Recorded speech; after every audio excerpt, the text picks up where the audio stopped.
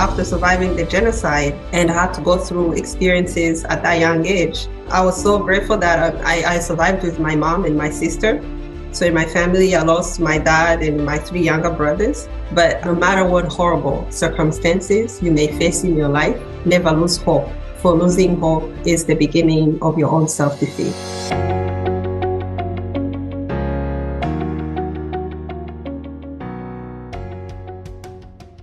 Hello.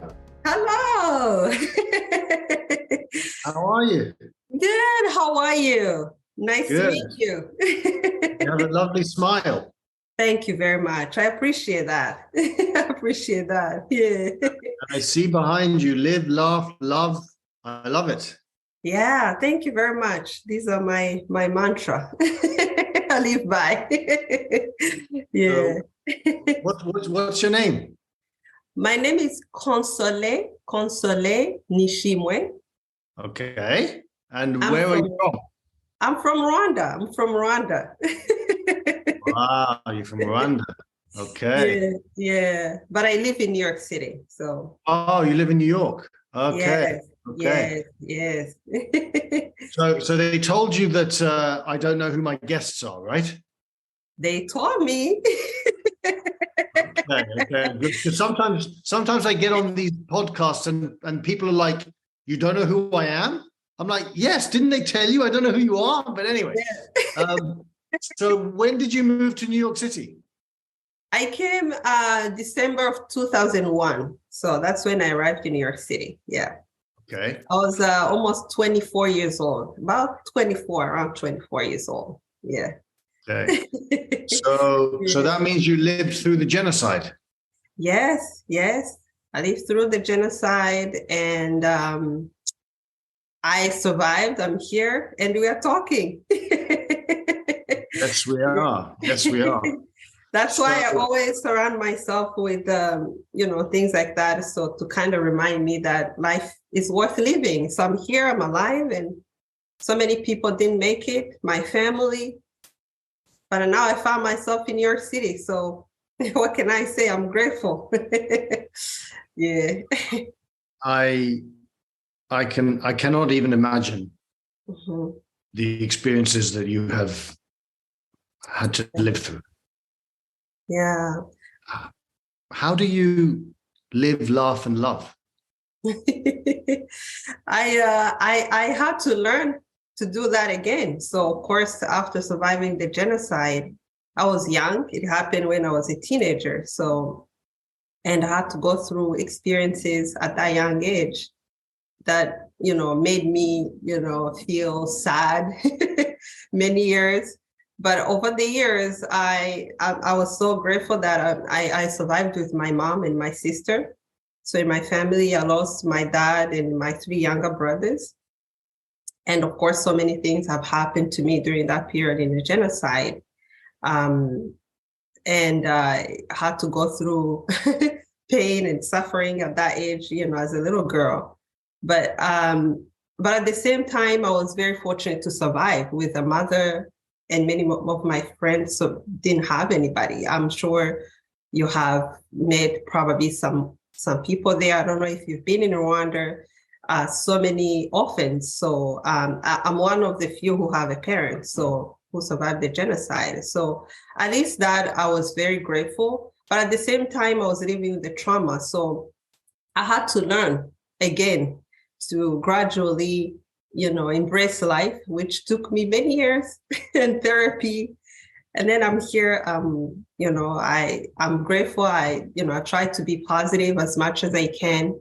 So, and I'm grateful that I can smile. Thank you for saying that. And I'm grateful for that. So, and I'm happy to meet great people. So I have met amazing people who uplift me and who makes life worth living. So, yeah. Let me ask you a question. Mm-hmm. When was the moment you realized when you were in Rwanda? When was the moment you realized that something was very wrong? I realized that when I was young. Of course, At that time, I was in elementary school. Elementary school, I was still young, really, to even understand what was happening. But I was experiencing discrimination as being a Tutsi. And the time I really felt something was really bad when I was in junior high school, when I was, studying high school. And that's when I realized now being a Tutsi, because I was being bullied by a classmate. So, and seeing what was happening in the country. And, it was horrifying to see how, the radio, RTLM, a lot of people have heard that radio. So all of us listen to a radio. So to hear what they were saying about the Tutsis, and already you're a Tutsi, because that's when I realized I was a Tutsi in junior high school. And I started being scared, scared, but not to the extent where I knew that we were going to have a genocide. No, not to that extent, because I was very fortunate. My parents were very loving and caring, and coming from a family of teachers who were very nurturing. So they managed to give me a home where I felt safe, but at the same time, it was not easy for them. So, but the atmosphere was not good. And when was the first time that you came in contact with people who you knew wanted to do you physical harm? It was in the genocide, because the genocide started in April when we went into hiding. Like many others, we were forced to go into hiding, and our homes were completely destroyed.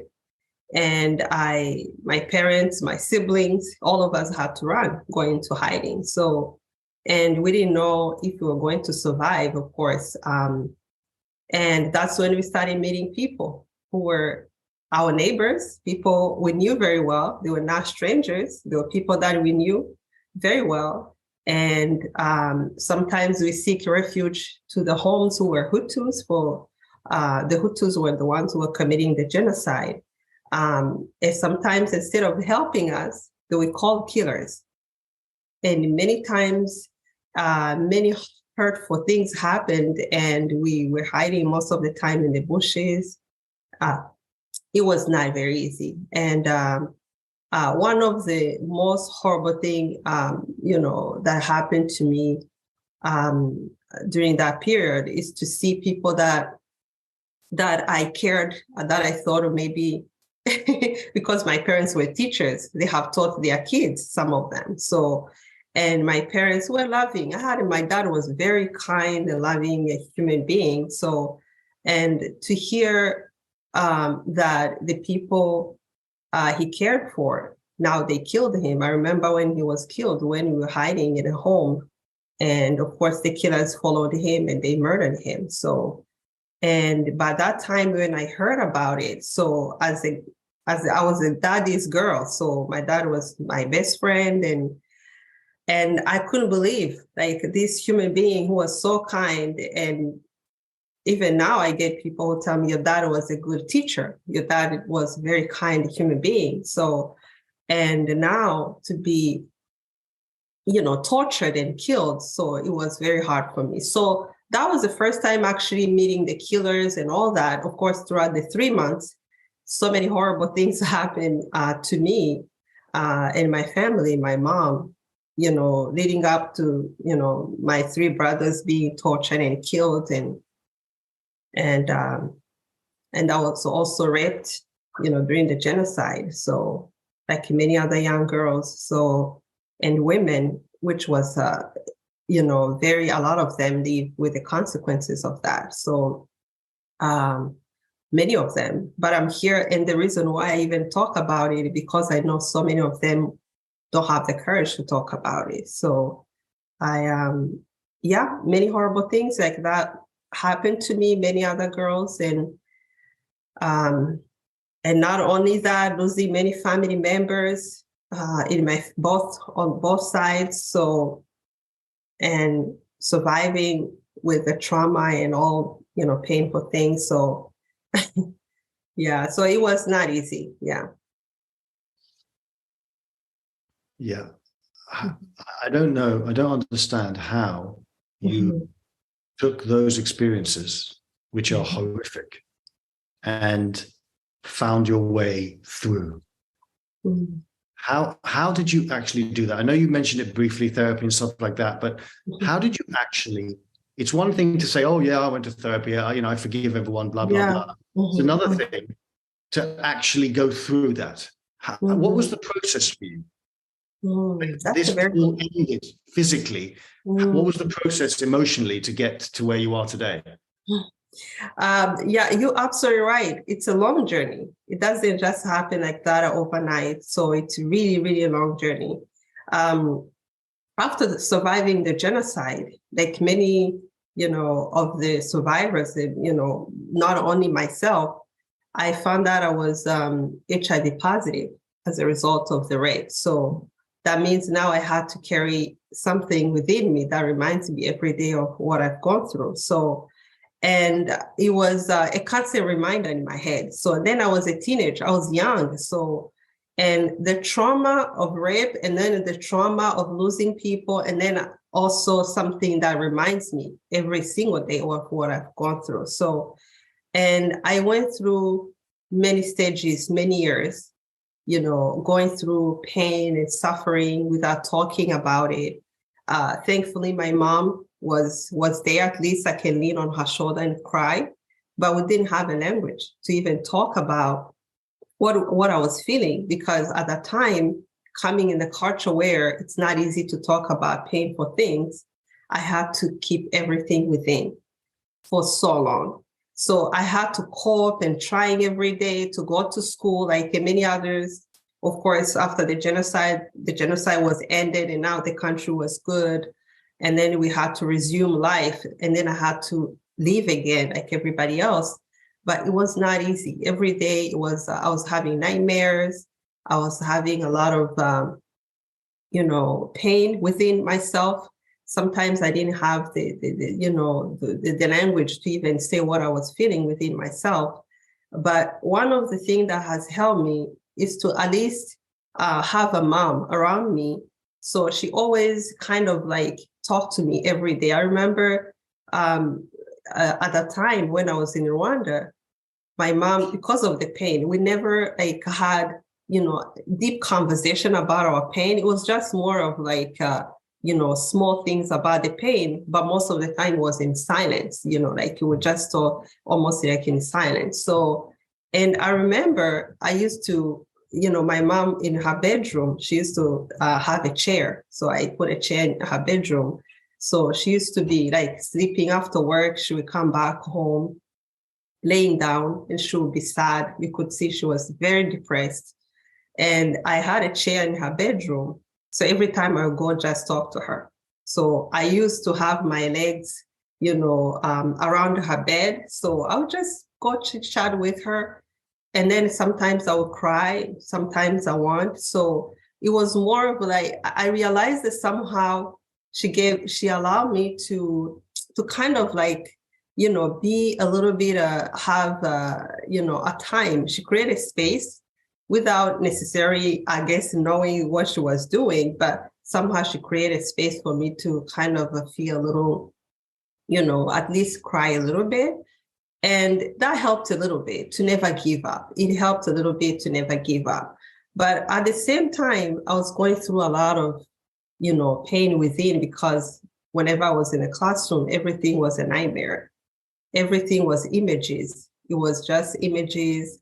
It was just all the things that were coming through my mind. So, but one of the things she did, she kept reminding me to never give up, to love, which was not easy to tell a traumatized young girl that it was not very easy to do that. But at the same time, I'm glad she did, because it kept, and she was doing the same thing too.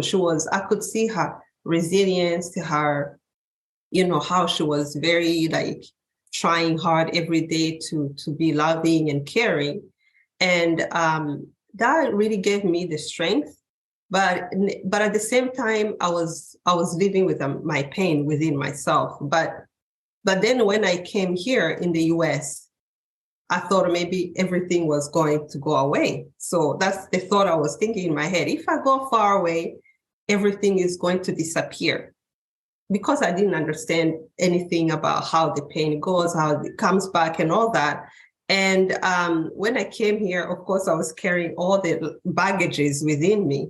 So, and then they kept affecting me a lot. So, and that's when one time I decided to go to therapy, which is something that came without even understanding what therapy was and how to do therapy, because I've never heard anything about therapy and never sat down with somebody who asked me about my pain in my past, which was not easy to talk about. So, and luckily I found a therapist who was, of course I had to change again in order to get to someone that I was, comfortable enough to share with my pain. And that's how it started. Even my doctor who took care of me was very kind, and it helped a little bit to gradually share with people who didn't even understand my culture, but somehow they were kind enough to listen to me, even though the language barrier, as you can imagine too. So it was not easy. But at the same time, our hearts connected and they were able to listen to me and they created a safe space for me. And that's when I started going within myself, and where I was running away from my pain. Every time I was trying everything I could to never go back to my pain, but they kind of like gently allow me to, to talk. And then I found myself starting journaling because I used to like to write a lot. So I started journaling in my journals. Every day I realized, oh my goodness, I'm just letting all the pain coming out. And it took me about 15 years to get to that point where I was comfortable enough. So, and then I realized, oh, now I started loving life. It was a very gradual thing. And then I had to gradually learn how to see life in a positive way. So, which was not easy. And it was a very gradual journey.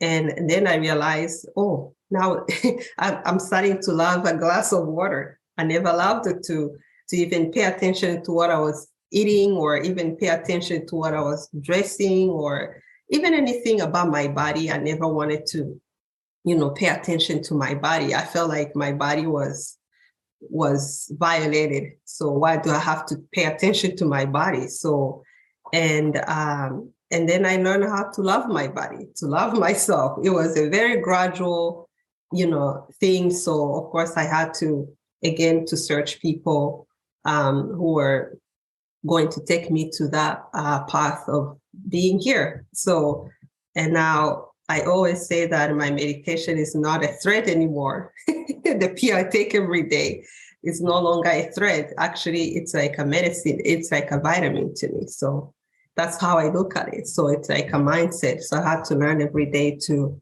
kind of change the way I look at myself. And it was a very gradual journey.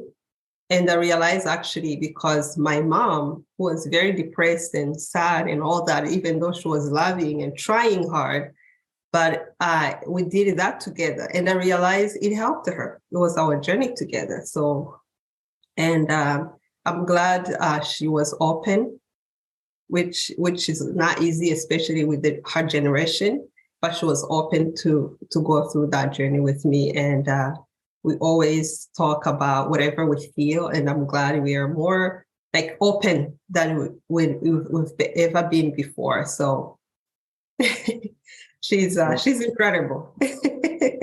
You are also incredible to have suffered what you suffered, and to be sitting here today, sharing it so beautifully and so eloquently. It must have been years of pain to get to this place, right? Mm-hmm. Oh, yes. It's been many, many years. Of course, it took me many, many years because being in Rwanda, most of my friends were going through the pain and the suffering. Everything is like someone lost the entire family. Yourself, what you've gone through. It was just a lot of things going on. And then I had to go through pain and suffering for those years to get to a point where I was comfortable enough to even be here. So, but the good thing is I never, which is something that normally a lot of people go through trauma and pain, it doesn't happen a lot. I never abused myself, which is, it's something sometimes I'm surprised. I've never done anything to that was abusing to myself, even though I was going through the pain. And I'm so surprised that, it's not like anything magical that I've done, but it's just a miracle to me that through that pain, I didn't do anything harmful to myself or, whether drinking or doing anything crazy. So I'm truly grateful, really. For those who go through that journey, we have some of them who have never been able to cope. They'll find other coping mechanisms. So I truly understand them. And and for me, even if it didn't happen, I feel like, I don't know, it's just a miracle. So for me to go through, I had to go through the pain and just to feel the pain, just always feeling the pain, but not necessarily like numbing the pain too much. So it was more of like in my mental, like how I was blocking things in my mind, but it wasn't like anything outside that I did to harm myself. So it normally doesn't happen much. So I'm grateful for that. Yeah. What would you say to someone who was listening to this, who may have suffered their own trauma and they don't know how to resolve it? What would you suggest they do? For anybody who's going through the trauma, I know how painful it is to go through with something that no one sees how it makes you feel. You're the only person who go to bed with yourself. And it's hard to, I always say the pain, you're always alone in that place. Nobody knows how it makes you feel. So it's so good to always like find someone you trust. So someone you think is safe. Not everybody's safe to share your story. So someone who is comfortable. It's not easy to hear the painful story, but someone who is going to create a safe space for you to share, and who is going to be kind and never judge how you tell your story. Because when you have gone through a traumatic experience, sometimes in the early beginnings, you don't know how to talk. You don't know how to even like put words together of what you're feeling. So, and just to have a kind heart and listen without judging. And for that, if you find that person to share with, it's going to help you, because you can live your whole entire life with the pain, because pain destroys you, kills you softly. Every day you die slowly. So, and also to one of the things that for those who love to write, journaling has been really one of the best thing that has happened to me. And you can write whatever you feel every day. So, and really, it's another way of like, releasing what you're feeling within yourself. So, and if you happen to have a spiritual place, for some people who are very spiritual or anything, so just, find a space where people are going to help you. So, and for me, meditation helps and prayer for those who love to do that. And also to go to therapy. I know sometimes even nowadays, even though we talk a lot about therapy, but still people don't believe in so much therapy. That some people don't believe in therapy. So, but it's good. It's good to talk. It's good to find a good way to talk and even release what you carry within yourself. So, because I always say that when you are going through the trauma within yourself, it's almost like you always try to run away from yourself, when you're running away from yourself, it's almost like you are being a refugee of yourself. So you always, so it's good to, take care of your home and come back to your home. So I get it. Good advice. Good advice. Yeah. So I have a delicate question for you. Yes. Clearly, with the genocide, there were victims and there were perpetrators. Yes. And because it was done on such a large scale, I am sure, based on what I've read, that a lot of, after the genocide, a lot of the victims had to continue living with the perpetrators, and the perpetrators had to live with the victims. What was it like living in the same village, in the same town, in the same country, with people that had done such horrific things?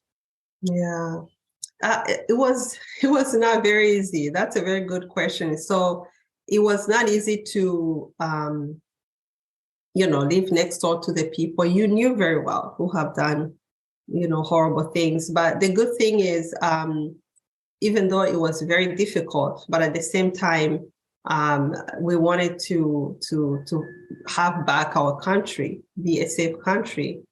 And it was very tough, to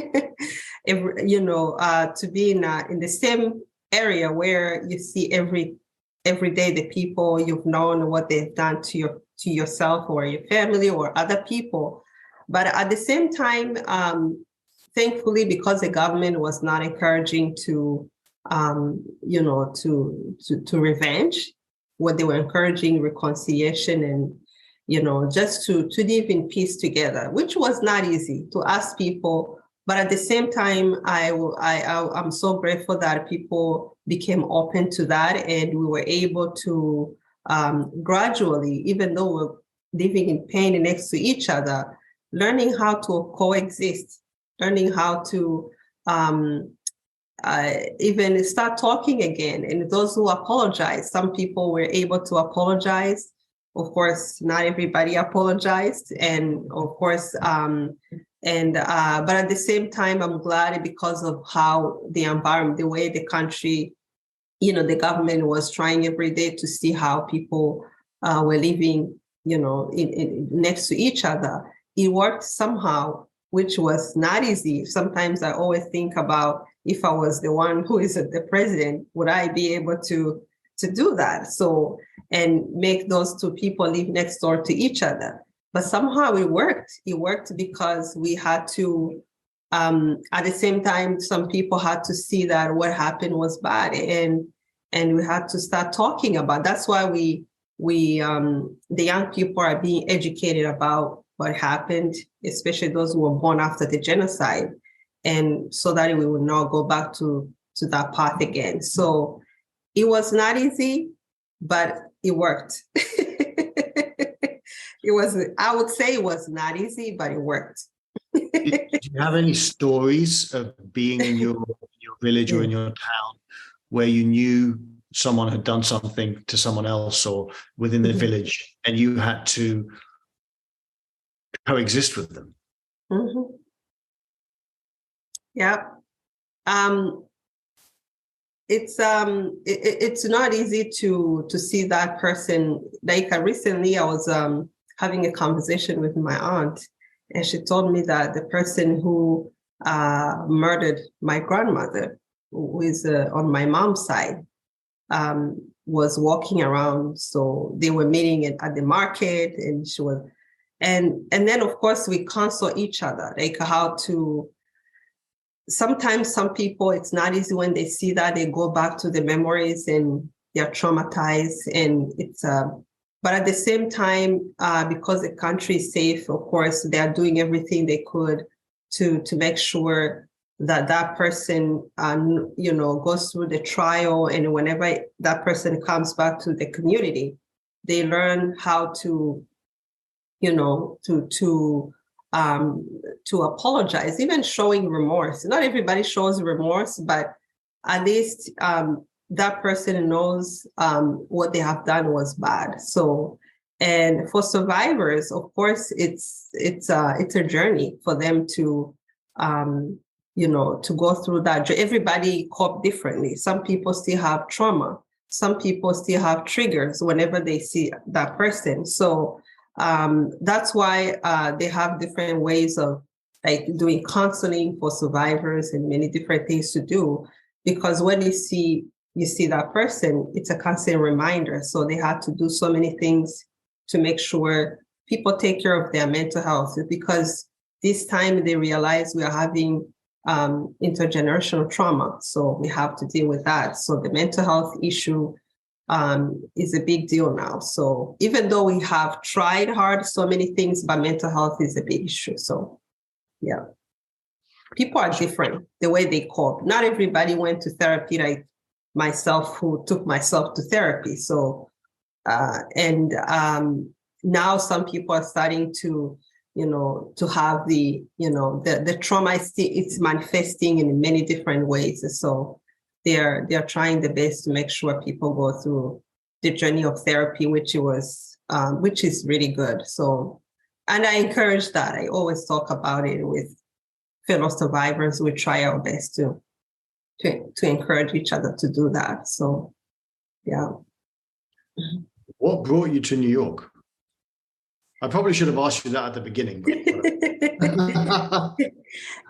I wasn't planning anything to go in the beginning. Of course, right after the genocide, the first thing that came through my mind, throughout the years of being in Rwanda, so even going to school, I used to think that I wanted to be far away from where, the things, I just wanted to be far away from the place that I've experienced pain, and it was a constant reminder for me, even though it was safe, but it was a constant reminder for me. So, and every time I used to have that thought through my mind. So thankfully, one of my cousins came here, so I was able to join her.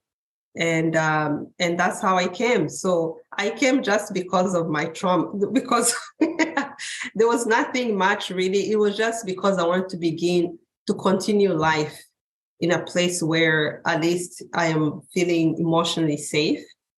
Even though physically there I was safe, but emotionally safe. And then I'm glad I did. I'm glad I came here, because it helps me also to be there for my fellow survivors, and I do everything I can to be there for them. So in what I do, and talk about it, and I even wrote about it. So in my book, so which is something that I encourage other survivors to do. So yeah. So you wrote a book. What was the book? I wrote a book. It's here. Tested to the limit. Tested to the limit, yes. Mm-hmm. Wow. Yeah. It talks a lot about that whole journey and where I am now. Hopefully I can write more about, where I am now. So how life has been so far since I spoke about it, and I try my best, to encourage fellow survivors. Some of them have written books, and especially the topic of rape and sexual violence happening in conflict zone and genocide. It's one of my thing I like to talk about more, because I know women and girls get affected, especially in conflict zone, and and they go through a lot. So it's one of the things that you don't find a lot of women talk about. So because there's a pain, a trauma, there's also stigma. There's a lot of things that really that make the women not talk about that. So I feel like since I was very fortunate enough to talk about it, I feel like I have to do my best to be there for those who cannot speak for themselves, and maybe hopefully anywhere in the world. It's not only in Rwanda, anywhere in the world. So where they have conflicts and genocides. So yeah. I will say that it's very clear that you were tested to the limit. I would say beyond the limit. And the fact that you're here today, sharing with me and others how you managed to find your way through that hell is a beautiful thing. Thank you. Just keep on doing what you're doing. Thank you very much. I appreciate that. Yeah. If people listen to this and hear that you found your way through the personal hell that you went through and the societal hell that your country went through, and you can come onto a podcast and speak your truth and share your pain and inspire people, then they know that they can do it too. Thank you. Know what I mean? Thank you. Thank you so much. I've had so many people who are inspired me too. So I learned from others who have gone through the pain and they were able to be where they are. So everybody has gone through something. I'm sure you've gone through a lot yourself. So to where you are, to the work you're doing and how you're inspiring people over the world. So all of us, we have something to share. We can overcome, pain. I always say that no matter what horrible circumstances you may face in your life, never lose hope. For losing hope is the beginning of your own self-defeat. So that's one of the message I can give to anybody who have lost hope. Yeah. I think that's a perfect place to stop. And once again, I'll finish by saying what I started with, which is what's on the back of your wall. Live every moment, laugh every day, love beyond words.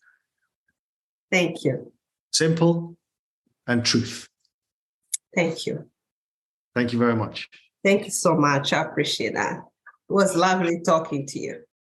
Hello everyone, it's Leon here, aka the Kindness Guy.